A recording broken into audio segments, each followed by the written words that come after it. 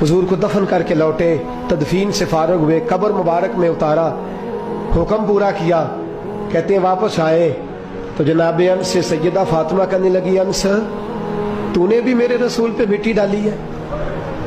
अनस तेरी जरूरत हो गई थी? फरमाते उस वक़्त फातिमा का पहला आंसू गिरा और फिर 6 महीने हुजूर के बाद हयात रही, मैंने उसके आंसू ही गिरते देखे। लोग सो जाते, वो हुजूर के रोज़े पे जाके बैठ जाती। कहते मैं समझाता बहलाता, लेकिन फातिमा कहती अली सब्र अपनी जगह, कर्म अपनी जगह। और मैं तुझे क्या बताऊं, बहन भाई पहले सारे चले गए, वालदा पहले छोड़ गई, अब हुजूर अलैहिस्सलाम ने भी पर्दा डाल लिया है, मुझे चाह और जानिब कुछ दिखाई नहीं देता। कहते 6वां महीना था हुजूर के विसाल को।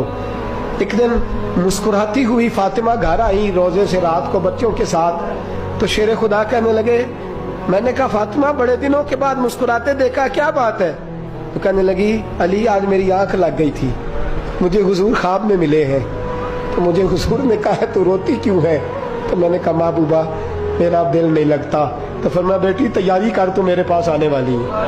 हजरत अली फरमाते हैं बस फातिमा बीमार हुई, चंद दिन गुजरे तो मुझे बुलाया और कहने लगे अली वक्त जाने का आ गया है, ये अली के घर की है इज्जत, अली से सुनते, नबी के घर की है इज्जत, नबी से सुनते।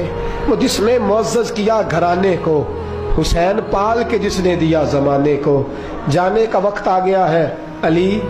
पहली बात तो यह है कि हुजूर की नवासी जनाब उमामा से शादी कर लेना, वो हुजूर को बड़ी प्यारी है।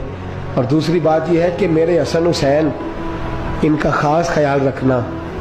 और तीसरे लफ्ज़ कहे तो हजरत अली तड़प के रोए, कहने लगी मैंने वक्त गुजारा है, आपकी हुकूक मेरी जिम्मेदारी थे, मैं इंसान थी भूल जाती थी, अगर मुझसे कहीं कोई कमी रह गई हो तो मुझे रज़ाए इलाही से दरगुजर करना, कहीं मैं हुजूर के सामने जाके शर्मिंदा ना हो जाऊं। शेर खुदा करम अल्लाह ताला वजहुल करीम फरमाते हैं मैंने हाथ थामा और मैंने कहा फातिमा अली का बड़ा मर्तबा था, पर जो तेरी निस्बत से कमाल था वो तेरा ही था।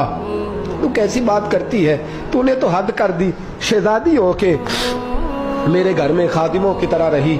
हजरत फातिमा रज़ियल्लाहु ताला अन्हा का दूसरा हुक्म ये हुआ कि मुझे रात को दफनाया जाए। और फरमाया मेरे पहले मदीने में ऐसा नहीं होता था, ये हजरत फातिमा ने सबसे पहले कहा।